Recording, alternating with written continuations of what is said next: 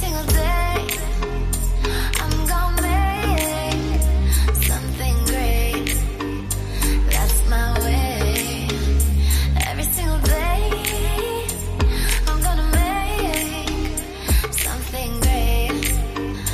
That's my way.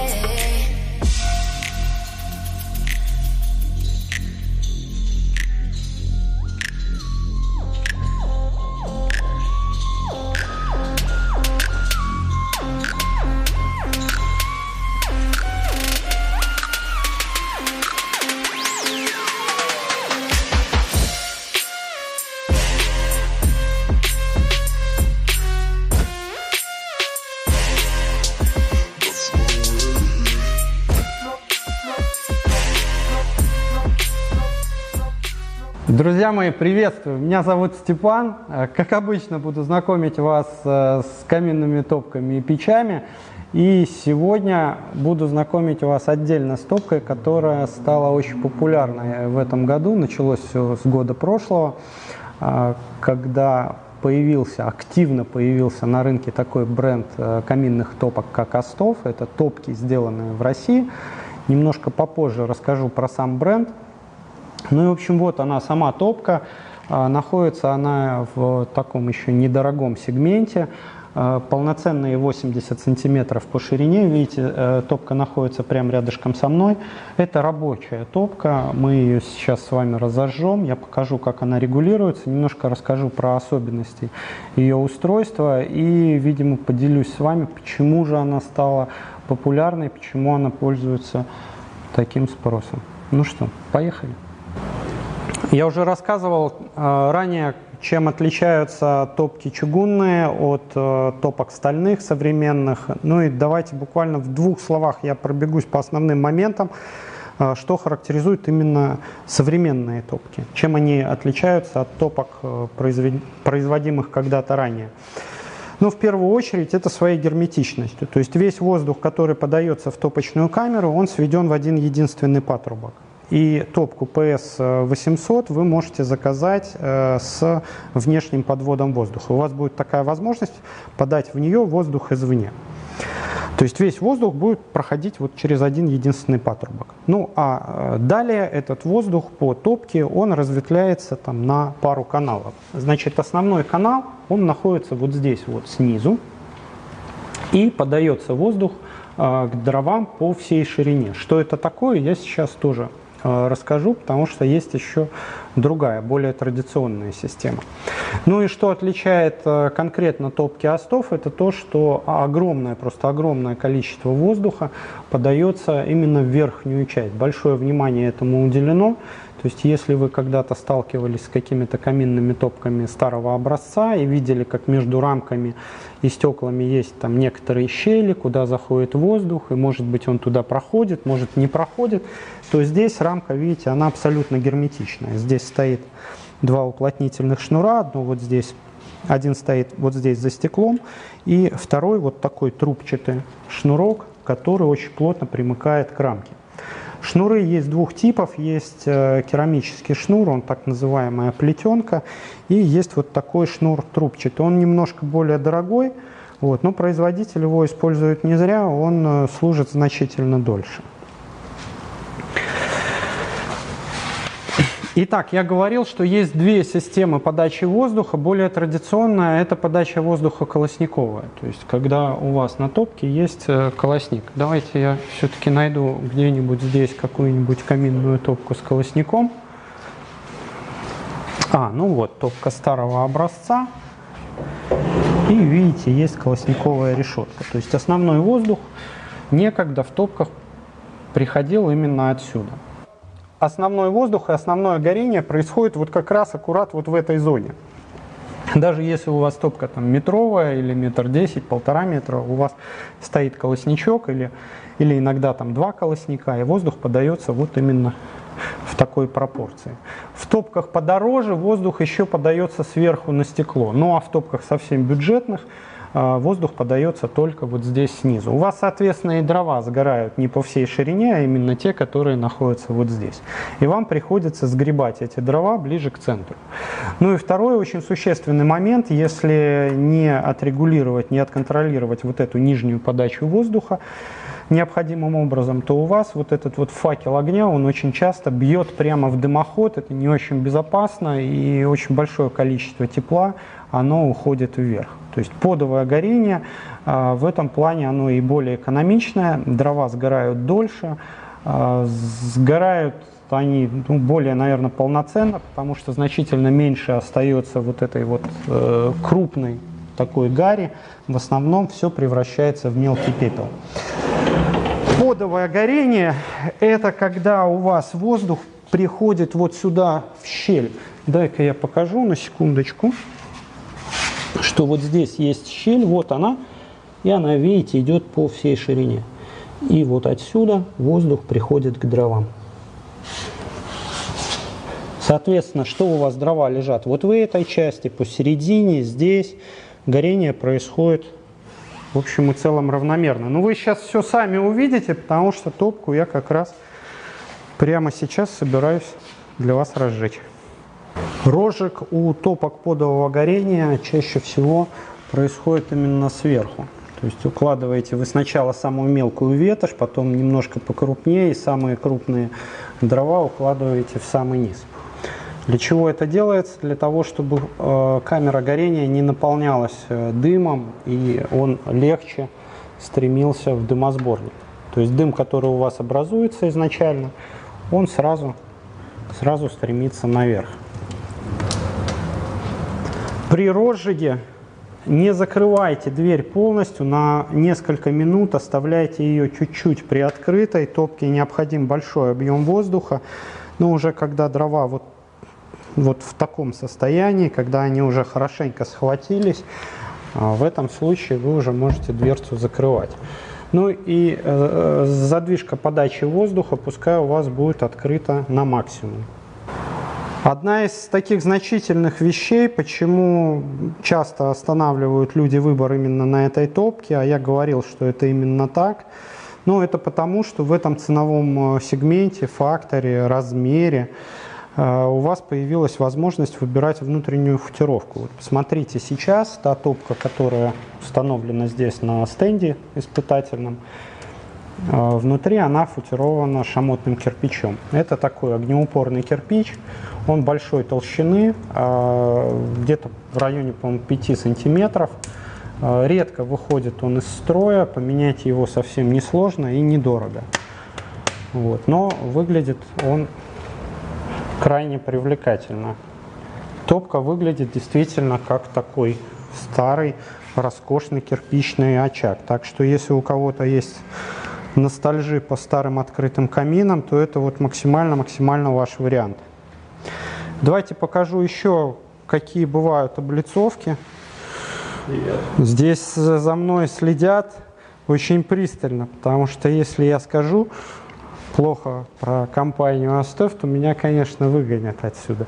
Это Дмитрий, это идейный вдохновитель всей этой компании. Задавайте вопросы и ему в том числе. По поводу его топок можете прям с мясом, каверзные, он будет на все отвечать. Присоединяйтесь, конечно.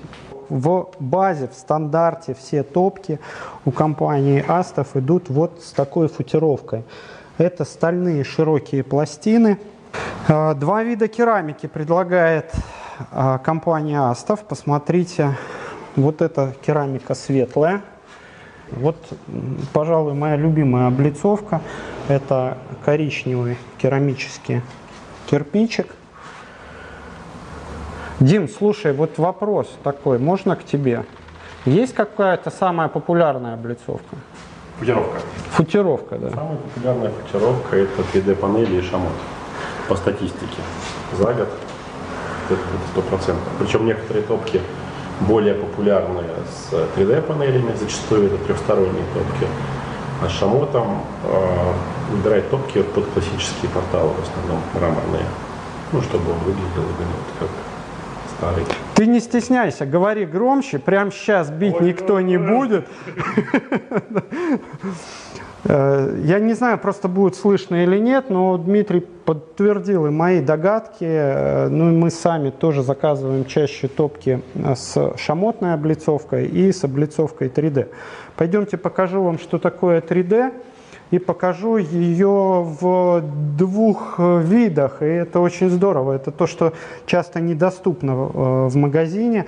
Значит, посмотрите, вот эта 3D-панель, так сказать, из коробки. Неоднократно уже говорил, что голландские топки очень любят оснащать вот такой футировкой. Ну и считается, что на ней меньше видна копоть. Ну вот и мы как раз подойдем к этому моменту. Я рад, что здесь стоит топка с 3D-панелями рабочая. Такая совсем рабочая. И мы видим, что все-таки видно некоторые там пятна сажи, ну точнее не сажи, а вот эта вот пыль, она оседает на задней стенке, она видна. Но действительно гарь видна меньше, чем, например, на топке шамотной, если ее так жестко, жесточайше не протапливать. В общем, что хочу сказать, есть у вас выбор. Эта облицовка смотрится более современно, та облицовка смотрится более традиционно. Дизайнеры, возможно, хлопают в ладоши. Ну уж нам так точно стало легче и интереснее работать с клиентами. Еще давайте обращу на что внимание. Вот прямо сейчас, как только разгорается топка, видите, сзади шамот немножко потемнел, но в общем и целом камера горения вся, она, видите, чистая. Чистая она по какой причине? Потому что в прошлый раз, когда топили эту топку, заложили достаточно большое количество дров и создали в топке высокую температуру. Ну и при высокой температуре у вас, в общем, вся футировка внутренняя, она становится светлой. Дим, я на самом деле не ожидал, потому что топка 80 сантиметров по ширине, мне казалось, что вот эти вот углы, они точно останутся черными. Но нет, вот, ребят, правда, я показываю вам как есть, что камера горения светлая, и посмотрите, что в топке очень большое количество сейчас лежит пепла. То есть на старом пепле сейчас разгорается новая закладка дров. Есть очень важный момент, которым любят баловаться. Это как же топка реагирует на различного рода регулировки. Ну, по сути, то, что сейчас вы увидите, осуществляется только за счет герметичности. Я напомню вам, что в современных топках, и в этой топке в том числе, нет никакого шибера для регулировки. И сама технология подачи воздуха, она пришла к тому, что у вас есть всего одна единственная ручка для регулировки, вам не нужно задумываться о том, в какой последовательности что нажимать. Ну, то есть буквально, когда топка только разгорается, первые 30-40 минут вы открываете ее на максимум, а дальше вы выставляете именно тот режим работы топки, какой хотите, простым положением плюс-минус. Итак, давайте посмотрим. Я сейчас буду убирать подачу воздуха снизу, спода, переводить ее наверх и покажу, как топка может работать в режиме так называемого длительного горения. Вот так она резко застывает. И вот эти вот всполохи верхние, все, что вы видите вот сверху, это и есть те самые газы, которые выходят из дров и догорают вот в этой верхней части. Видите, они прямо стелятся вверху по каминному зубу. Я напомню, что это все происходит благодаря одной единственной ручке. Такие фокусы можно показывать там и с дорогущими топками, но на самом деле прогресс пришел к тому, что сделать это относительно несложно. Сложнее сделать так, чтобы топка работала чисто.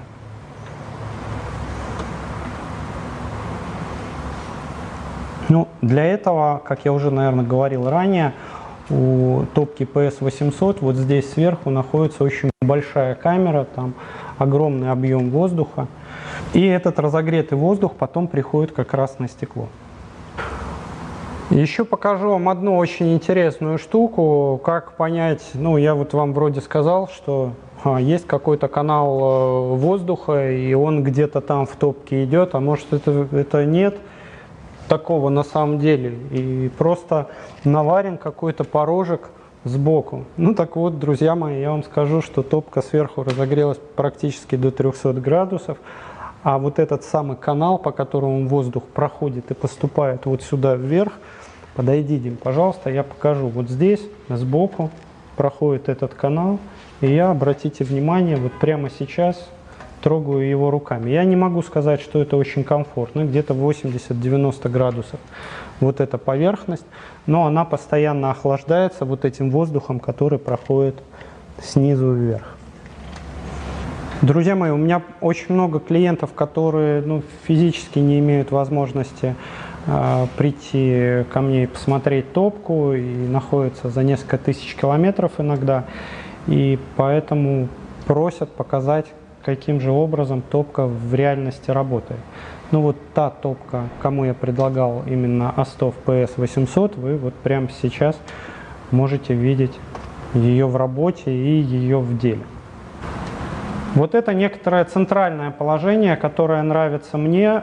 Кто следит за видео, те знают, что я не очень люблю вот этого крайнего положения длительного горения, потому что в этом случае стекла в топках коптятся, а если положение на максимум, когда интенсивно горит огонь, то слишком быстро прогорают дрова.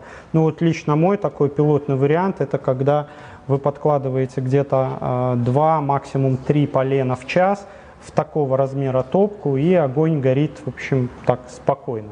Здесь сейчас горит дуб, поэтому пламя очень специфического цвета, такой синеватый, видите, возможно, на дровах. Не передает немножко, на самом деле. Ну, давай-ка я возьму камеру, может быть, поближе поднесу. Видите, есть такая синева, прямо вот как только пламя вырывается из дров.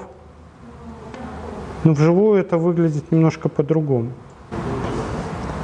Но еще раз, да, потому что любят смотреть, как замирает пламя, часто показывают эту штуку. Ну вот, смотрите, вот положение открытое, и вот положение закрытое.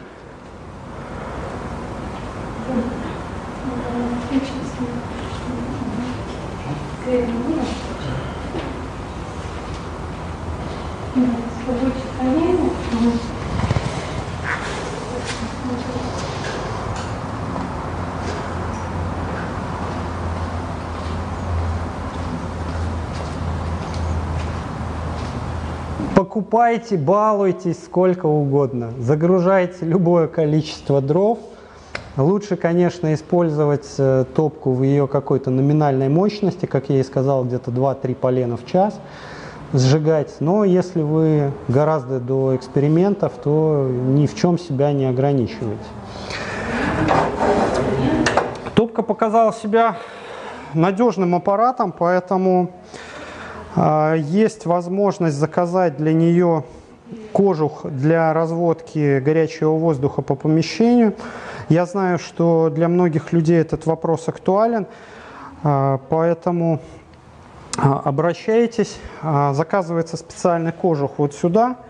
Обрамляет он по кругу топку, и вот этот горячий воздух, который расходится от топки, он будет собираться в этом кожухе. Сверху на кожухе появится 4 отверстия, или 125 или 150 диаметра, и можно в смежные помещения вывести утепленными гофрами. Поставить вентиляционные решетки с жалюзи для того, чтобы вы вот эти воздушные потоки могли контролировать. Если кто не в теме вдруг, да, я сказал очень много, но непонятно о чем, то есть топкой можно отопить сразу несколько помещений одним отопительным прибором. Ну, то есть вот эта топка, она позволяет это сделать в том числе. На какую посмотреть тогда, чтобы она похожа была?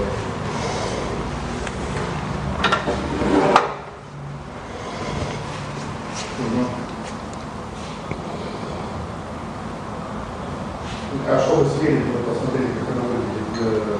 А столы, они примерно такие же или другие?